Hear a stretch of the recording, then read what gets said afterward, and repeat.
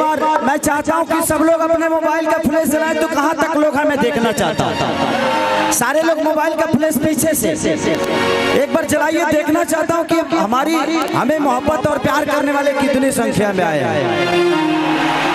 सारे के सारे जलाओ, सब लोग आई लव यू।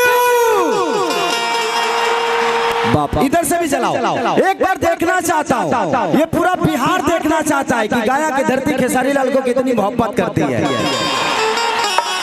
एक 22 तारीख को मेरा सबसे भोजपुरी का सबसे बड़ा सिनेमा रिलीज हो रहा है, जिसका नाम है रंग दे बसंती। ट्रेलर देखा आप लोगों ने? पैसा लागल आई लव यू। 22 तारीख के हॉल फाड़ देने के बाद 22 तारीख के ऑल ओवर इंडिया रिलीज हो रही है और भोजपुरी की सबसे बड़ी सिनेमा है। तो आप सब प्यार अगर देंगे तो ऐसे ही कायनात बना रहे। बस इतने जितना जनाइल बड़े तनो देख लेबो त खेसरिया स्टार दिखाओ बाबू दिखाओ।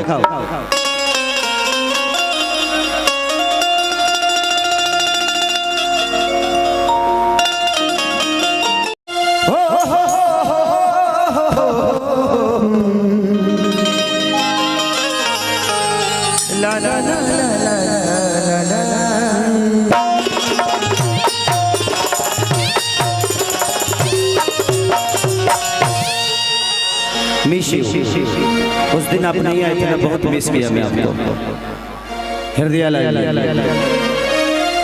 कि जय गणेश मंगल करना करना विघ्न हटो गणरा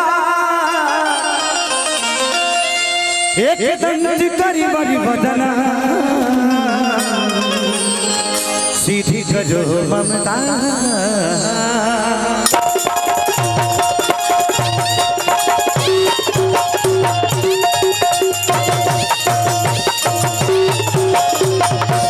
बाउंसर साहब थोड़ा पीछे इधर, लोगों को देखने में दिक्कत होगी तो हंगामा होगा। लव यू कि मां की ज्योति से नूर मिलता है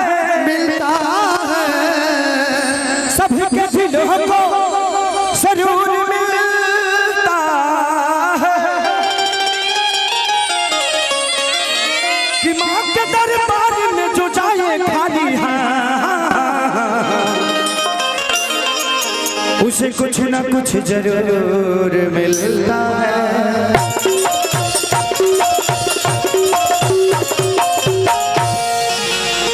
अब भाई प्यार पंकज भाई कहाँ से ले आई हो? रौरेटा डार को बानी आई एगो भजन से सेवा करवा तो लो जानते बड़ा के का हो के वाला कि टूट जाही राजा जी छोटकी में डाले के बाद मोटकी में डाले के बाद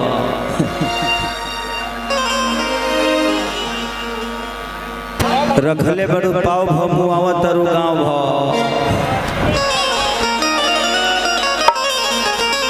अरे की उतरल रथ सभे जुटल भगत तपजैया होता है राजा।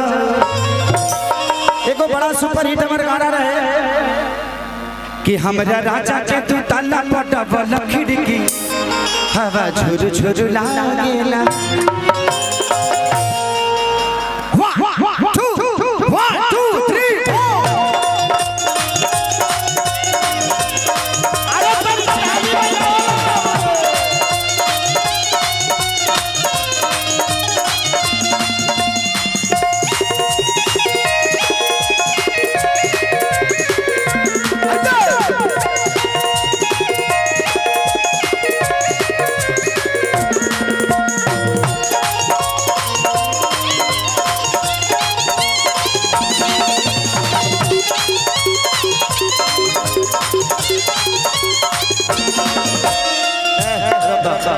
आई बताओ तुम डॉलर में कमाते हो तो 100 टकिया कह दे रहे हो जी? यूरो में ओहो से ऊपर।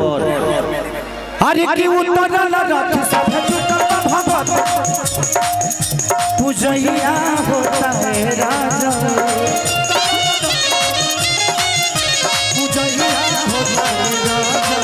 अरे उतरल रथ सब जुटल भगत तो पूजैया होता है राजा।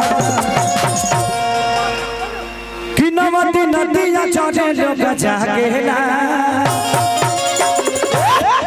माइके लागल बावे माइके लागल बावे माइके लागल बावे निमिया पर झुलुआ पर में हवा झुलुआ